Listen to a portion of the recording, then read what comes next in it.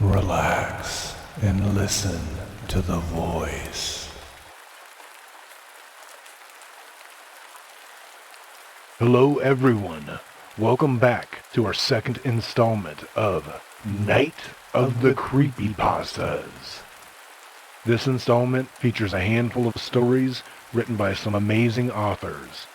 We hope that you stay tuned and we hope that you enjoy this. Please like, subscribe, and share the channel, and check out the author's information, which is contained in the description of this video. If there's a story in here that you like, find that author, follow them, buy their stuff, spread the word. Alright everyone, here we go. Freedom from Want. The lavish banquet that had been so expertly laid out on the long, elegant refractory table before me could only be described as perfect. Truly, utterly perfect. It was the most sublimely archetypical Thanksgiving dinner that I could imagine. The table was draped in a red velvet cloth and adorned with white doilies. All the cutlery and serving dishes were hand-polished sterling silver. All the drinking goblets were dazzling prismatic crystal, and all the dining plates were gold-trimmed antique porcelain, passed down from generation to generation longer than anyone could say for certain. Despite all of that, the food itself still managed to be the most coveted thing before me. It was still steaming hot, its beckoning aroma wafting upwards and unbidden towards me, as though trying to lure me in. There were garlic mashed potatoes, mashed turnip, buttered peas and carrots, creamed asparagus, stuffing, giblet gravy, hot rolls, sweetbread, cranberry sauce, pumpkin pie, and a literal cornucopia overflowing with fresh fruit and candy. And of course, the centerpiece was a stuffed turkey, the biggest one I had ever seen. "Tantalizing, isn't it?" the girl in the dress asked from the opposite end of the table. I knew who she was, and I knew her name, but I shall only be referring to her as the girl in the dress. It was both proper and expected that I would be accompanied by a girl in a dress upon such an occasion, and as far as I was concerned, it could have been any girl in a dress. How I wished she was just some random girl in a dress. "Tantalizing in the sense that your situation is reminiscent of the mythical Tantalus, wouldn't you agree?" the girl in the dress continued, this time failing to suppress a sadistic little smirk. I wasn't sure how long it had been since I had last eaten, only that I was ravenously hungry, probably the hungriest I had been in my entire life, and yet the sumptuous feast before me was just out of reach, as the girl in the dress had bound me to the chair with chains made from the same fine silver that glistened on the table before me. I had sat there, helplessly watching as she set the table with meticulous and seemingly obsequious care, making multiple trips to and from the kitchen with an adorable little cart. The turkey she had brought out last, it taking all of her strength to hoist onto the table. "You really went to so much trouble just to torment me?" I asked her hoarsely. My throat was parched, which made sense, as I hadn't had anything to drink in some time either. But for some reason, either the situation itself or something else she had done to me, the hunger was much more prominent in my mind. "Compared to everything else I've ever done for you, this was no trouble at all," she replied glibly. A grandfather clock in another room softly chimed the hour, though I didn't bother to count the bells. "Oh, good. Dinner time. Food's getting cold, dear. Carve the turkey so we can eat." And how would you suggest I do that, dear? I sneered at her, clattering my restraints against the mahogany armrests of the chair that I was in, wondering if maybe I could pull hard enough to break the wood. It doesn't matter. Thanksgiving dinner is a ritual steeped in antiquated traditions. I upheld my end, spent hours making everything from scratch, and all you have to do is carve the damn turkey, she hissed vehemently through her teeth. But per our usual, all of my hard work goes unappreciated, while you can't even fulfill the most trivially token of your obligations. And also, as per usual, I expect you have an excuse rather than an apology, yes? You've literally chained me to a goddamn chair! I roared. Now you see, that's the wrong answer, she claimed. You're going to have a lot of time to just sit there and think, and what I want you to think about is whether it's really my fault for putting you through this, or your fault for driving me to this in the first place. I spat at her. It wasn't hard, considering my mouth held an overabundance of saliva as a result of the bounty of mouth-watering food, but my projectile fell short of its target. And that's why I went with the refractory table, even though it's just the two of us, she smirked, smugly placing her chin onto the fold of her hands. We were both silent for a long while after that. I decided there was no point in wasting energy on screaming and threatening her. It would be futile, and any display of impotent rage would likely only amuse her. I wouldn't beg either. Not for food, not for freedom, not for anything. It would be just as futile as threatening her, and far more humiliating. No, instead I focused on turning my arms back and forth in the hopes of using the chains to saw through the wooden arms of the chair enough for me to break them. That's all it would take, me breaking out of the chair to put an end to her little power fantasy and remind her who was boss. The chair was just ordinary wood. It really seemed like I should have had the strength to break it, especially if it was potentially a matter of life and death. But I was weak with hunger, and the hungrier I got, the weaker I got. My limbs lacked nearly all of their usual strength, and felt like wet noodles hanging limply from my torso. No matter how hard I tried, I couldn't muster any strength into them. Not that I was actually trying that hard. The feast in front of me made it hard to focus on anything else. I thought that I could ignore it easily enough, that simple sensory saturation would soon render it an obscure background detail, but I was wrong. As my hunger grew, the feast seemed to grow with it. The food more sumptuous, the portions more decadent, every moist, succulent morsel glistening in the candlelight. It was still warm, somehow, which made me wonder how long I had actually been there. I forced myself to look away from the glorious meal before me for just a few seconds to see if I could spot anything that might give some indication of the passage of time. I glanced towards the window, but the curtains were drawn, and I couldn't really remember what time of day it had been to start with anyway. I looked around for a clock, but found none. Instead, what I saw was a painting hung behind the girl in the dress, depicting a mid-20th century American family sitting down to a holiday dinner, albeit one which was austerely meager compared to the one in front of me now. "Do you recognize it?" the girl in the dress asked. "What?" I asked groggily, unsure what she was even talking about. "The painting," she clarified, pointing behind her. "It's Freedom from Want by Norman Rockwell. I chose it very specifically because I think freedom from want is exactly your problem.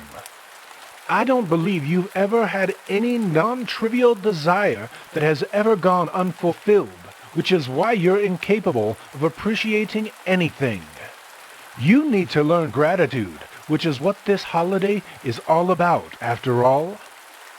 You are going to want this food in front of you more than you've ever wanted anything, and when I'm convinced that you're truly capable of appreciating what I've made, of appreciating me and everything I've done for you, then you can have some. Maybe.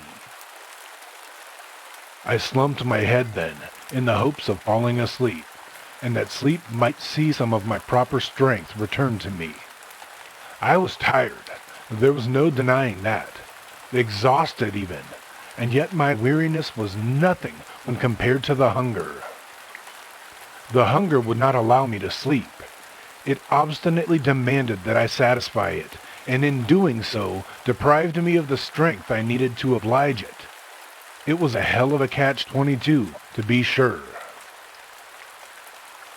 The hunger gnawed away at me from the inside, deciding that if I couldn't feed it, then it would feed upon me instead. I could feel the overproduction of acid start to dissolve my stomach walls. Burning ulcers growing like cancer as the scorching bile shot up into my throat and dribbled out of my mouth. My innards growled and spasmed, sending waves of hunger pains radiating through my body. I was thrown into convulsions, and I dared to hope that these paroxysms might finally give me the strength I needed to break free of the chair, even if they had to break my bones in the process. My bones did break. I know because I saw their jagged, bloody ends sticking out of my mangled appendages. Despite this, I still could not wriggle loose from my chains, nor did I manage to break the arms of the chair. I was probably in the most pain I had ever been in my life, and yet somehow it was still insignificant compared to my exponentially growing hunger. I was stewing in my own urine and excrement at this point, of course, but it had been some time since I had last evacuated my insides. My bodily stores must have been spent, I assumed, but this sparked a sudden realization in my sleep-deprived, dehydrated, hunger-ravaged brain. The girl in the dress hadn't once left the table in all of that time. She had not taken any food or drink, still insisting that I be the one to cut the turkey, nor had she slept or gone to use the restroom. And yet, she still looked as picture-perfect as she had when the whole ordeal started. It was the same with the food. It must have been days. It had to have been days, but the food was still as warm, fresh, and enticing as it had ever been. This isn't real, I groaned. This can't be real. The food wouldn't still be like this if it had been sitting out for this long. You can't have been sitting there this whole time without eating or sleeping or shitting yourself. Watch your tongue, dear. It's Thanksgiving, she gently scolded me. It's not fucking Thanksgiving. It's probably not even still fucking November anymore, I screamed. It was then that I heard the sound of the Westminster chimes as the grandfather clock in the other room signaled that it was now 1/4 the hour, and to my horror, I realized that this was the first time I had heard it since dinner had started. What are you babbling about? It's only been 15 minutes, you big baby, she taunted me. But dinner's getting cold, and I'm getting hungry, so carve the turkey so that we can eat. No, that's impossible, I murmured. The state of my body, a testament to the fact that I had been bound there for days. And yet, the girl in the dress, the food on the table, and the chiming of the grandfather clock all stood testament to the fact that I had not. How? I asked, more to myself than to the girl in the dress. I could think of no explanation for the gaping contradiction before me, nor did my hostess offer one. The horrifying implications of this paradox were obvious to me, even in my famished and exhausted state. If what felt like days to me were just minutes to her, then how long would she be able to keep me here? I got my answer soon enough. I was well past the point where I should have died of dehydration, and yet I continued to starve. I should have been hallucinating from the lack of sleep, and yet my hunger kept me lucid. The hunger, along with its effects on my mind and body, were distorting my experience of time, and the stronger my hunger grew, the more distorted time became. I sat there helplessly as my body wasted away to a mummified skeleton over what felt like weeks to me, only to break down into tears when I heard the Westminster chimes once again, letting me know that it was now 1/2 the hour. The hungrier I got, the slower time moved, which meant I would probably be in a seemingly perpetual state of endless starvation without ever actually dying.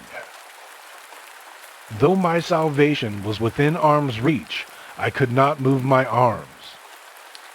I lacked the strength to even struggle against the chains now, and I feared that even if they were removed, I wouldn't have the strength to feed myself anyway. "Do you think that's enough, then?" the girl in the dress asked. "If I unchain you, will you actually be grateful for once? For the food? For your freedom? For your life? For me? Just say it. If you can say you're sorry and mean it, say how much you need me. Say how grateful you are to have had me in your life, and then beg for me to help. I might do it." Considering my severe state of bodily degradation, I knew that I would likely only be able to muster a couple of words. I think she realized that as well, and with that in mind, I chose those 2 words very carefully. "Fuck you," I coughed.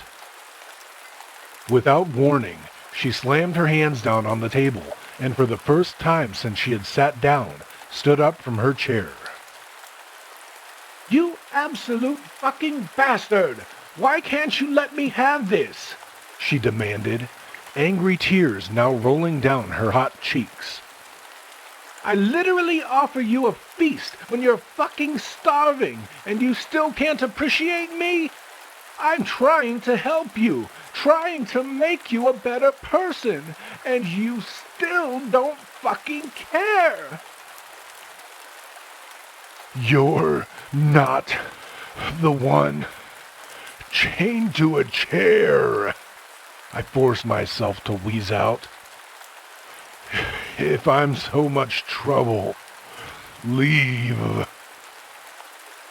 Her face contorted wildly then, as if I had somehow just stabbed her through the heart. The angry tears gave way to ones of unadulterated sorrow, and without saying another word, she sat back in her chair and began sobbing into her hands. It was then that the chains holding me in place finally slackened and clattered to the floor, and whatever sort of spell I had been under was broken. I was, at long last, free to slake my hunger. But as I reached towards the table, my hopes of gorging myself upon a bountiful feast were cruelly snatched away. Now that my experience of time was in sync with realities again, it seemed that some toll needed to be exacted.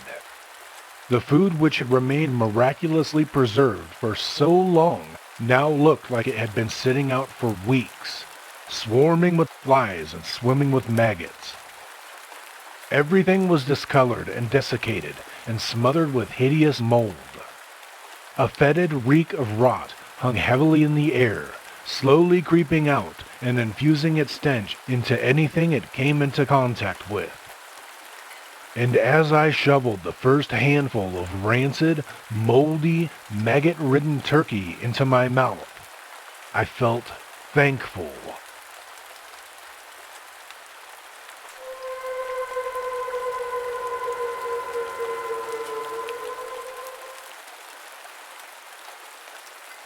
The drone above the pines. When I moved to Chester County, 45 miles west of Philadelphia, I thought I'd found the perfect place to live. The town was small enough to be quiet, but big enough to avoid the feeling of being in the middle of nowhere. There were rolling hills, friendly neighbors, and rows of pine trees bordering my backyard that offered just the right amount of privacy. I was happy here. At least, I thought I was. Until 2 weeks ago, when something happened that I still can't explain. Let me back up a bit. It started with rumors. Over the last month, I heard chatter online about strange lights in the sky along the East Coast. Most of the reports seemed to come from New Jersey, just across the river from me. People called them drones. Big, silent things that hovered too long in one spot or moved in ways that no commercial drone could. A few videos made the rounds, but they were grainy, low-resolution clips that could have been anything. I didn't think much of it. That night, though, the night of the party, everything changed. It was a Saturday, and I'd invited a few friends over for drinks and a small bonfire. It was nothing fancy, just the kind of laid-back get-together that I liked hosting. The night was cool, the air smelling faintly of pine and the bonfire crackling in the backyard. Around midnight, the party started to wind down. A few of us were still chatting by the fire, but most of the guests had left. I excused myself to take out the recycling. The bin was tucked away behind the house, near the pines that form the natural boundary of my property. As I stepped around the corner of the house, I glanced up, and there it was. At first, I thought it was just a drone. It hovered directly above the tallest pine tree, motionless, except for a faint, pulsating glow rippling across its surface. The light wasn't like anything I'd seen on a drone before. It was soft, almost organic, and it shifted in strange, fluid patterns. I squinted, trying to discern its shape. It was roughly oval, but there was something almost alive about the way it shimmered in the dark. I froze. The air felt heavier, like the moment before a thunderstorm breaks. I told myself to move, to get my phone and take a picture, but I couldn't. My legs refused to cooperate, and my hands hung limply at my sides.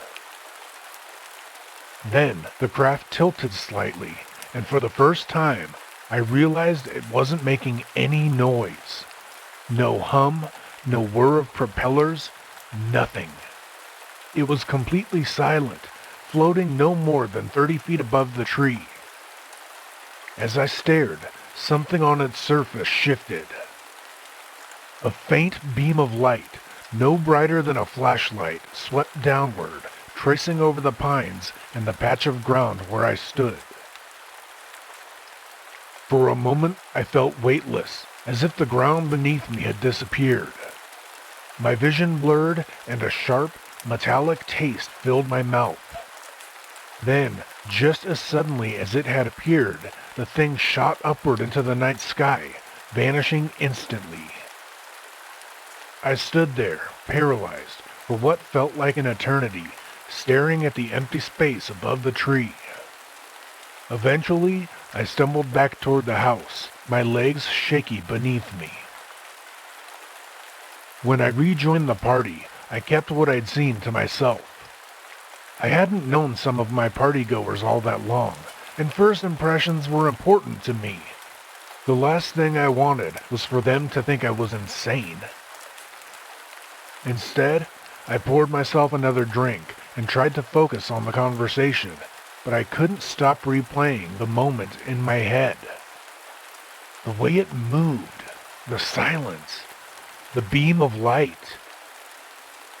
By the time everyone left, I still hadn't decided if I'd imagined the whole thing. Maybe I was just tired. Maybe I'd had one too many drinks. But deep down, I suspected that whatever I'd seen above the pines that night wasn't a normal drone, and it wasn't something I was going to forget. The following week passed in a strange haze. Every time I stepped outside, my eyes would drift toward the pine tree where I'd first seen the object. It became a habit, checking the sky, scanning for any sign of the faint glow or the strange patterns that had shimmered across its surface. I didn't see anything, but the feeling lingered, that nagging sense that it had been real. I started searching online, trying to find someone else who might have seen what I'd seen. The sightings weren't hard to find. Forums were filled with posts about strange lights and drones behaving oddly, though most of the reports came from neighboring states.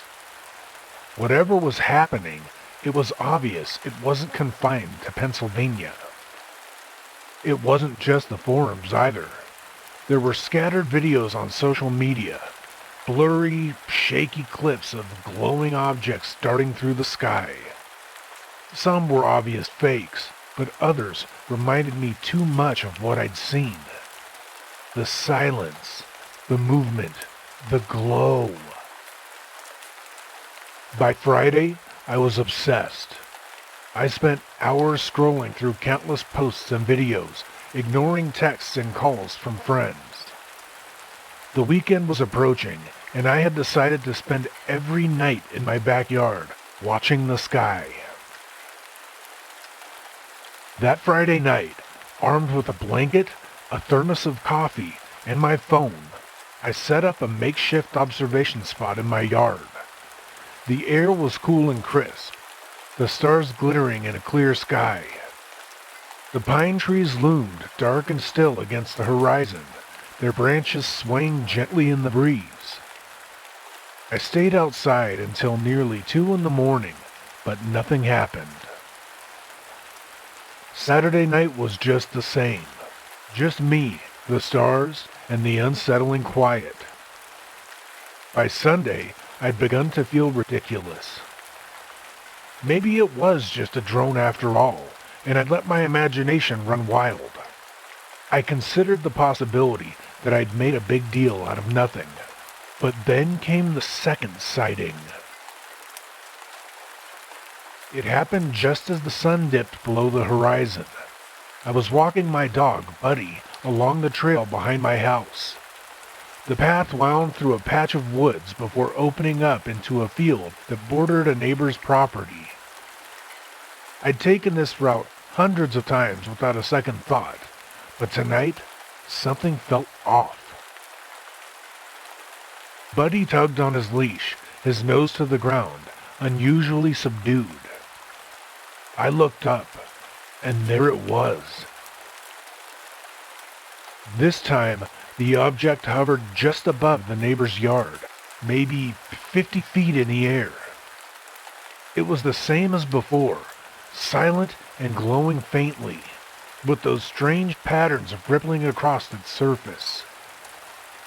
But it was lower now, much closer to the ground. "Jesus," I whispered, my grip tightening on Buddy's leash. He noticed it too. His ears flattened against his head, and he let out a low, menacing growl, a sound I'd never heard him make before, not even at other dogs. The object pulsed once, its glow intensifying. Buddy started barking frantically, loudly and sharply enough to echo through the trees. Then, without warning, Buddy stopped. His barking cut off mid-yap, and he dropped to the ground, whining softly. I crouched down, running my hands over him. He wasn't hurt, but he was trembling, his body pressed flat against the dirt, as if he were trying to disappear into it. "Buddy," I whispered, "what's wrong?" The answer was hovering above us. The object pulsed again, brighter this time, and I felt the now familiar tingling sensation on my skin. It was faint, but it spread quickly, like static electricity crawling over me. I reached for my phone, fumbling to unlock the screen. I pointed it towards the object, my thumb hovering over the record button, but the screen froze. No matter what I did, the phone refused to respond. The object pulsed again, and I swear it tilted slightly, as if scrutinizing me. I realized then it wasn't just a drone. The thought hit me like a punch to the gut. My chest tightened, and the tingling on my skin gave way to a cold, creeping dread. The object drifted closer, its glow bright enough now to illuminate the tops of the pine trees. I didn't wait to see what it would do next. I grabbed Buddy, scooping his trembling body into my arms, and bolted back towards the house. My feet pounded against the trail, the cold air stinging my lungs, but I didn't dare look back. I couldn't. When I reached the house, I slammed the door behind me and locked it. Buddy squirmed out of my arms and took cover under the kitchen table, his tail tucked between his legs. I collapsed onto a chair, and for a long time, I just sat there, staring at the window. The yard was dark and still, as if nothing at all had happened, but I knew better. Whatever it wasn't gone. I didn't sleep that night. Every time I closed my eyes, I saw the object, its pulsing light, the way it hovered so impossibly still, the hypnotic shifting patterns on its surface, and I shivered. Buddy stayed under the kitchen table until the next morning, refusing to come out no matter how much I coaxed him. I tried to convince myself that everything would feel normal in the daylight, but the house felt different somehow, less secure, violated. When the sun rose, I threw myself into distractions. I cleaned the house, scrolled aimlessly through social media, and caught up on work emails. But every so often, I'd glance out the window toward the pine trees, half expecting to see the object hovering there again. By the afternoon, I couldn't take it anymore. I had to know if anyone else had seen anything like it. I returned to the forums where I'd first read about the drones. Most of the posts were the same.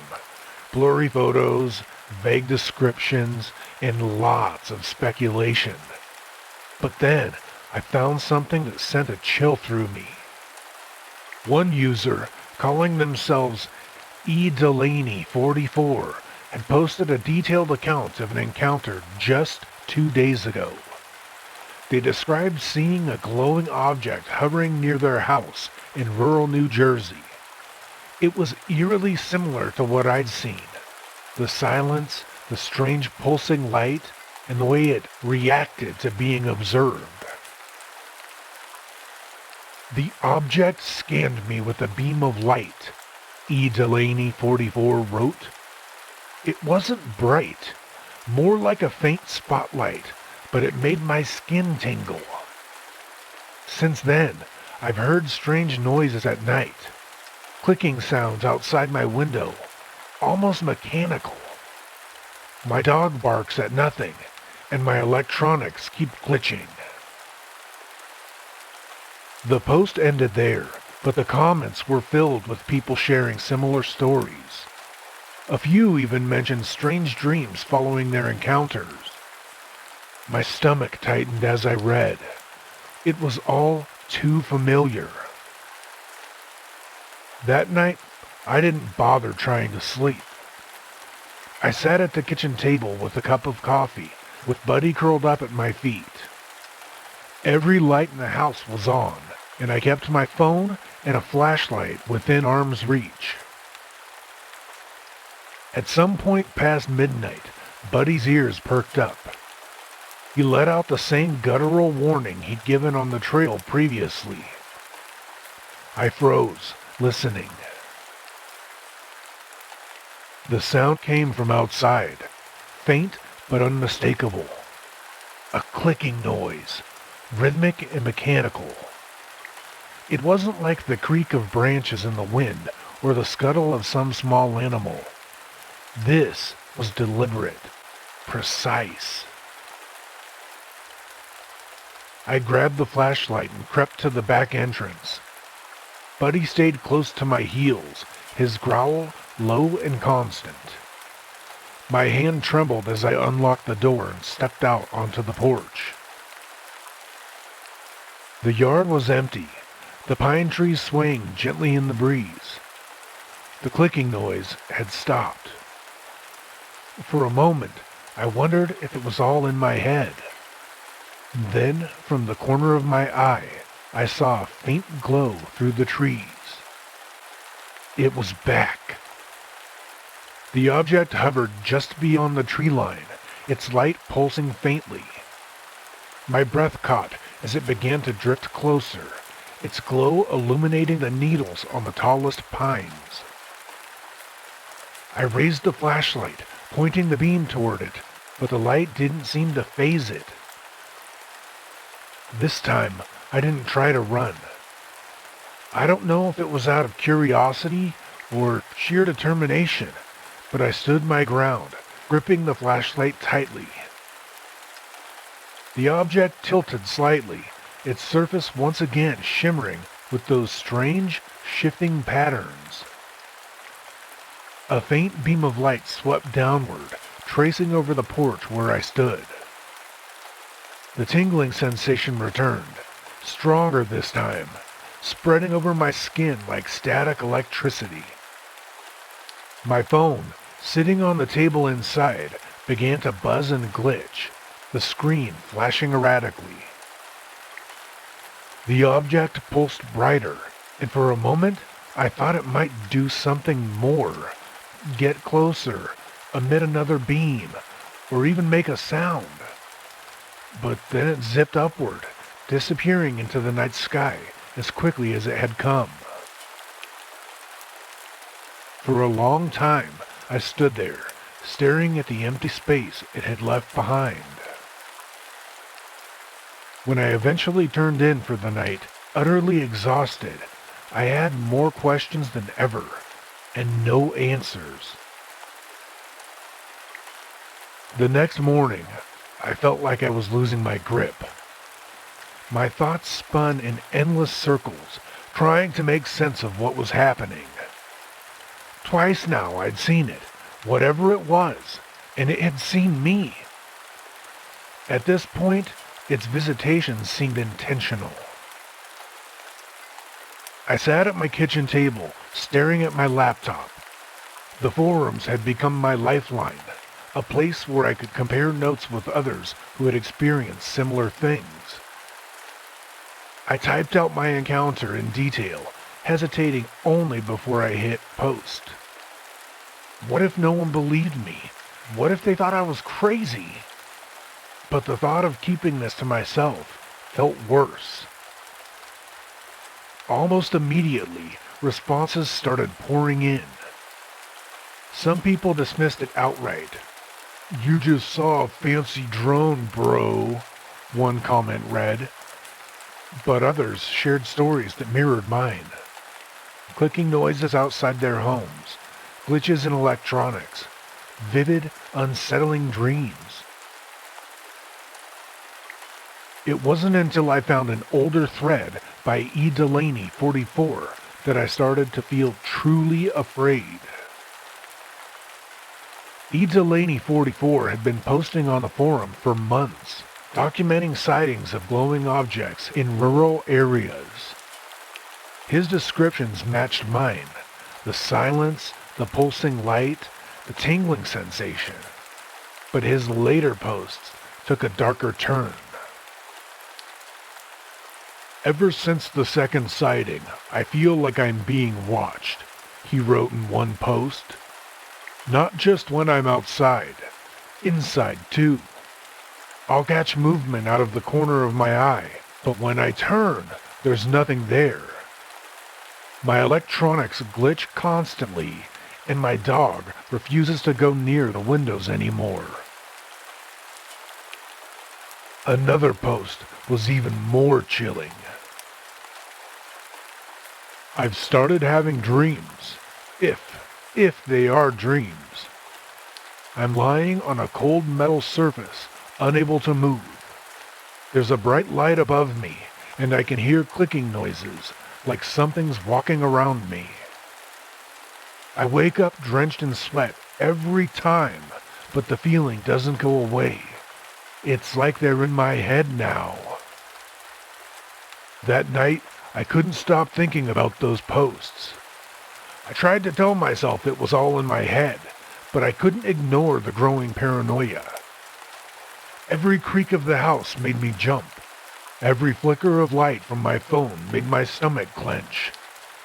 When I finally drifted off to sleep, I dreamed. In the dream, I was standing in my backyard. The pine trees loomed tall and dark against the night sky, their branches eerily still. I looked up, and the object was there, larger than before. Its light so bright it cast shadows across the yard. The patterns on its surface shifted hypnotically, drawing my gaze. I couldn't look away. My body felt heavy, pinned in place, as if the air itself had solidified around me. The light grew brighter, filling my vision until there was nothing else. Then came the clicking. It was rhythmic and mechanical, growing louder and closer with each passing second. I couldn't see where it was coming from, but I could feel it, moving around me, examining me. Suddenly, I was no longer in my yard. I was lying on something cold and metallic, my arms and legs stretched out as if held in place by invisible restraints. The light above me was blinding, but I could just make out shapes moving on the edges of my vision. Tall, angular figures that moved with jerky, insect-like precision. One of them leaned closer, its silhouette blocking the light.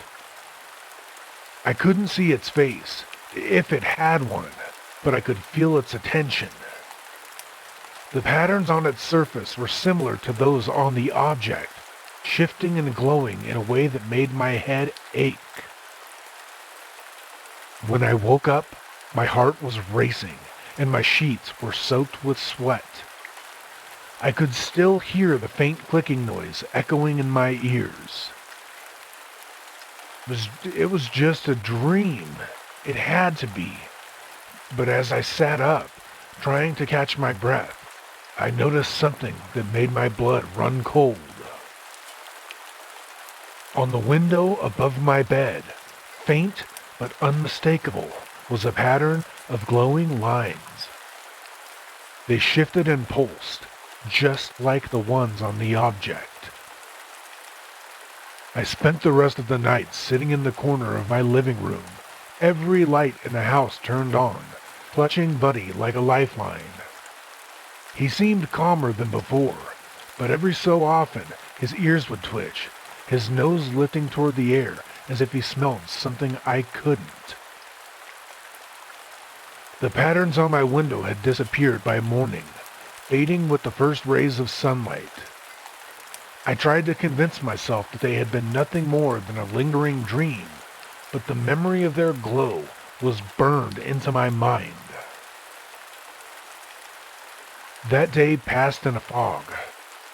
I couldn't focus on work, couldn't eat, and couldn't bring myself to do anything but sit by the window and stare out at the pines. I wanted to believe that it was over, that the object wouldn't come back, but deep down, I knew better. By sunset, my paranoia had reached a breaking point. I decided to confront whatever this thing was. If it came back, I wouldn't hide. I wouldn't run. I would stand my ground and get answers, or at least try to. As night fell, I grabbed my flashlight and phone and stepped out onto the back porch. Buddy whimpered, refusing to follow me outside. I glanced back at him, huddled under the kitchen table, before turning toward the pines. The yard was quiet, except for the faint rustling of branches in the wind. I stood there for what felt like hours, my breath fogging in the cool night air. My flashlight swept over the trees, their trunks casting long, jagged shadows across the ground. Then I saw it. The glow appeared just beyond the tree line, faint at first, but growing steadily brighter. The object hovered into view, its light pulsing in a slow, deliberate rhythm. It was closer than ever, no more than 20 feet above the ground, its pattern shifting and shimmering like liquid metal. I raised my phone, my hands trembling, and hit record. The screen glitched immediately, freezing on a distorted image of the glowing object. I cursed under my breath and pocketed the phone. "Who are you?" I shouted, my voice breaking. "What do you want from me?" The object tilted slightly, its surface rippling in response. A beam of light swept downward, brighter and more focused than before, tracing over me with a cold, tingling sensation. I stumbled backwards as the light enveloped me, the world around me dissolving into a blur. My skin prickled with static, and for a moment I felt weightless again. And then everything went still. When my vision cleared, the object had moved closer. It was so low now that I could see the details on its surface. Intricate, fractal-like patterns that seemed to pulse in time with my heartbeat. The beam of light dimmed, and the object split open. I can't fully describe what I saw. The inside of the object wasn't mechanical. It was organic, alive.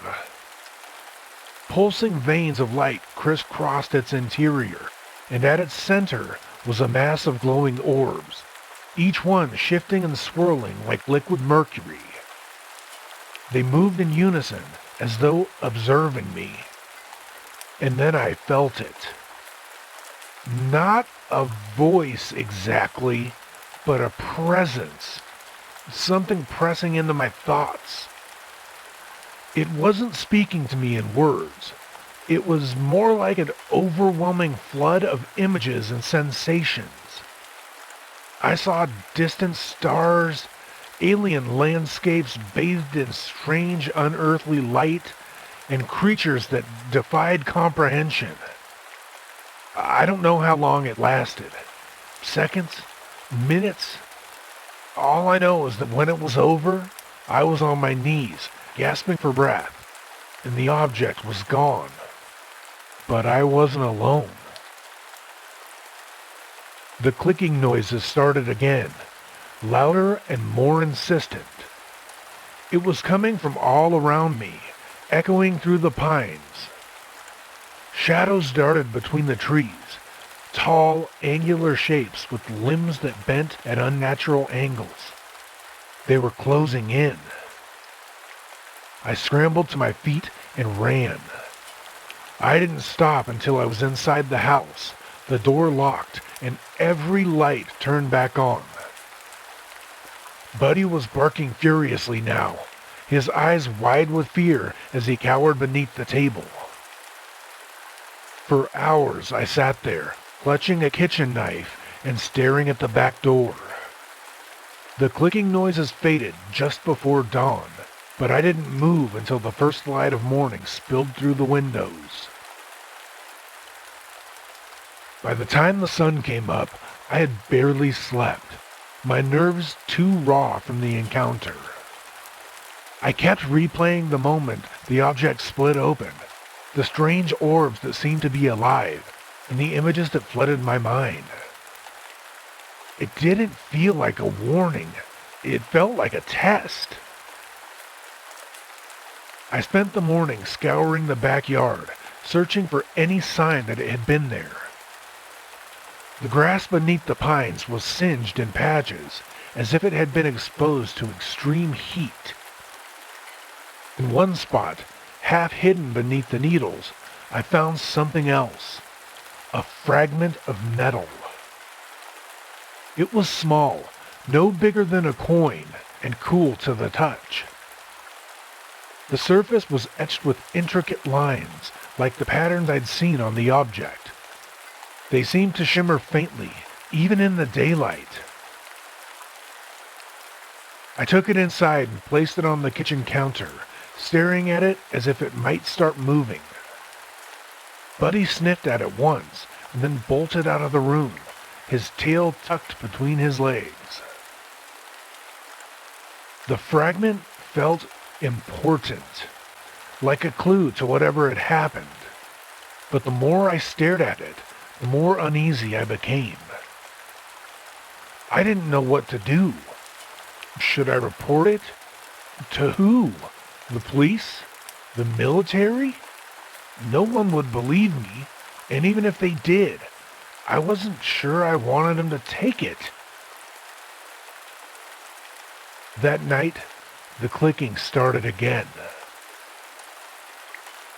It was faint at first, just outside of the house.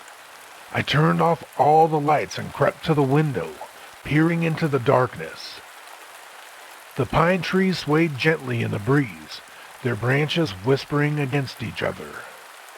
And then I saw it, movement between the trees. The shapes were back, tall and angular, their limbs bending unnaturally. There were more of them this time, at least 5, maybe 6, their movements jerky and deliberate. They circled the house, their glowing outlines barely visible in the darkness. I backed away from the window. The fragment on the counter seemed to glow brighter, as if responding to their presence. For hours, I sat in the corner of the living room, clutching a flashlight and the kitchen knife. Buddy whimpered beside me, too scared to bark. The clicking continued, growing louder, echoing through the house. And then it stopped. The silence was worse.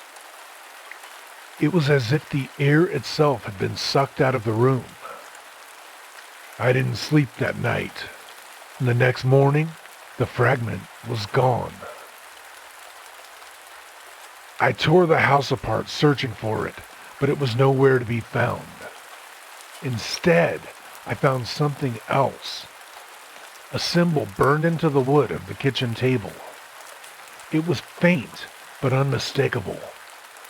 The same shifting pattern I'd seen on the object. That's when I realized this wasn't over. It wouldn't be over. Not ever. In the days that followed, the glitches started. My phone refused to hold a charge, the screen flickering constantly. The television turned on by itself in the middle of the night, static hissing from the speakers. Even the lights seemed to dim at random, as if the house itself was losing power. The dreams came back too. I'd wake up hyperventilating, the clicking echoing in my ears. Each time I felt the presence of the object, or something connected to it, watching me, waiting. I tried to leave. I packed a bag and loaded Buddy into the car, but the engine wouldn't start. The dashboard lights blinked erratically, the radio blaring static. I abandoned the car and tried calling for help, but my phone glitched every time I dialed. It was as if the world outside my house no longer existed. The last time I stepped outside, I saw them again. The shapes were standing at the edge of the pines, their glowing outlines faint in the morning light. They didn't move, didn't come closer.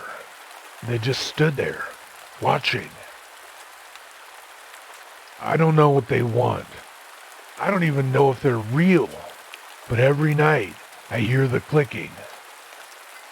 I think it's only a matter of time before they come back for me.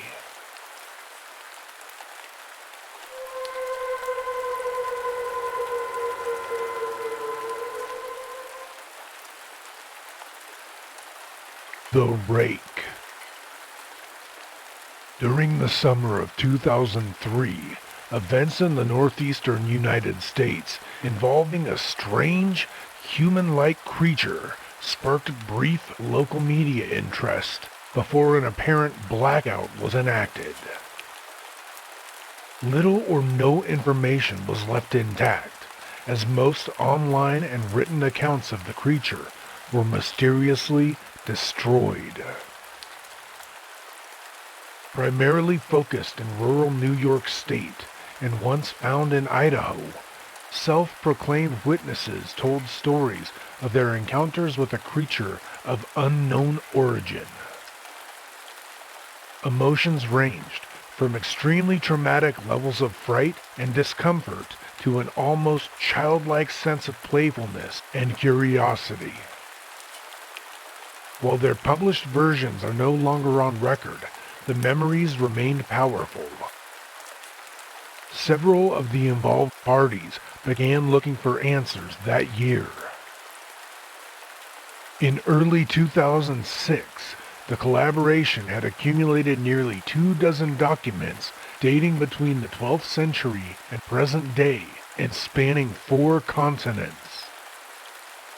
In almost all cases, the stories were identical.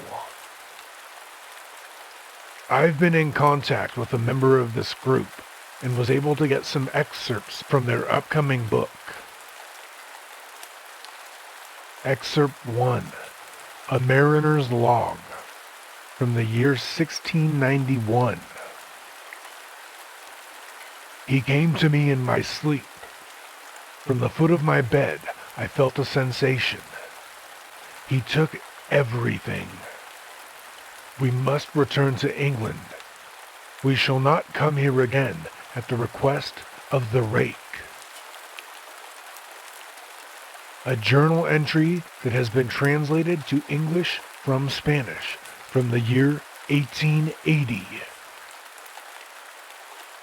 I have experienced the greatest terror. I see his eyes when I close mine. They're hollow, black. They saw me and pierced me. His wet hand. I will not sleep. His voice. The remaining text from this entry is unintelligible. An excerpt from a suicide note from the year 1964. As I prepare to take my life, I feel it necessary to assuage any guilt or pain I have introduced through this act. It is not the fault of anyone other than him. For once I awoke and felt his presence, and once I awoke and saw his form. Once again I awoke and heard his voice, and looked into his eyes. I cannot sleep without fear of what I might next awake to experience. I cannot ever wake. Goodbye. Found in the same wooden box as this note were 2 empty envelopes addressed to William and Rose, and 1 loose personal letter with no envelope. The letter reads, "Dearest Lenny, I have prayed for you. He spoke your name." This excerpt is from a witness statement from the year 2006. 3 years ago, I had just returned from a trip to Niagara Falls with my family for the 4th of July. We were all very exhausted after a long day of driving, so my husband and I put the kids straight to bed and called it a night. At about 4 a.m., I woke up thinking my husband had gotten up to use the restroom. I used the moment to steal back the sheets, only to wake him in the process. I apologized and told him I thought he was out of bed. When he turned to face me, he gasped and pulled his feet up from the end of the bed so quickly his knee almost knocked me out of the bed. He then grabbed me and said nothing. After adjusting to the dark for half a second, I was able to see what caused the strange reaction. At the foot of the bed, sitting and facing away from us, was what appeared to be a naked man, or a large hairless dog of some sort. Its body position was disturbing and unnatural, as if it had been hit by a car or something. For some reason, I was not instantly frightened by it, but more concerned as to its condition. At this point, I was somewhat under the assumption that we were supposed to help him. My husband was peering over his arm and knee, tucked into the fetal position, occasionally glancing at me before returning to the creature. In a flurry of motion, it scrambled around the side of the bed, and then crawled quickly in a flailing sort of way right along the covers until it was less than a foot from my husband's face. It was completely silent for about 30 seconds, probably closer to 5, but it seemed like a while, just looking at my husband. It then placed its hand on his knee and ran into the hallway leading to the kids' room. I screamed and ran for the light switch, planning to stop this thing before it hurt my children. When I got to the hallway, the light from the bedroom was enough to see it crouching and hunched over about 20 feet away. It turned and looked directly at me, covered in blood. I flipped the switch on the wall and saw my daughter, Clara. The creature ran down the stairs as my husband and I rushed to help our daughter. She was very badly injured and spoke only once more in her short life. She said, "He is the rake." My husband drove his car into a lake that night while rushing our daughter to the hospital. They did not survive. Being a small town, news got around pretty quickly. The police were helpful at first, and the local newspaper took a lot of interest as well. However, the story was never published, and the local television news never followed up either. For several months, my son, Justin, and I stayed in a hotel near my parents' house. After we decided to return home, I began looking for answers myself. I eventually located a man in the next town over who had a similar story. We got in contact and talked about our experiences.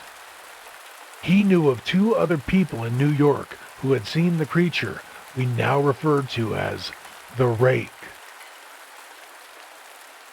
It took the four of us 2 solid years of hunting on the internet and writing letters to come up with a small collection of what we believed to be accounts of the rake. None of them gave any details, history, or follow-up. One journal had an entry involving the creature in its first 3 pages and then never mentioned it again. A ship's log explained nothing of the encounter, saying only that they were told to leave by the rake. That was the last entry in the log. There were, however, many instances where the creature's visit was one of a series of visits with the same person. Multiple people also mentioned being spoken to, my daughter included. This led us to wonder if the rake had visited any of us before our last encounter. I set up a digital recorder near my bed and left it running all night, every night, for 2 weeks. I would tediously scan through the sounds of me rolling around in my bed each day when I woke up. By the end of the 2nd week, I was quite used to the occasional sound of sleep while blurring through the recording at 8 times the normal speed. It still took almost an hour every day. On the first day of the 3rd week, I thought I heard something different. What I found was a shrill voice. It was the rake. I can't listen to it long enough to even begin to transcribe it. I haven't let anyone listen to it yet. All I know is that I've heard it before, and now I believe that it spoke when it was sitting in front of my husband. I don't remember hearing anything at the time, but for some reason, the voice on the recorder immediately brings me back to that moment. The thoughts that must have gone through my daughter's head make me very upset. I have not seen the rake since he ruined my life, but I know that he has been in my room while I slept. I know and fear that one night I'll wake up to see him staring at me.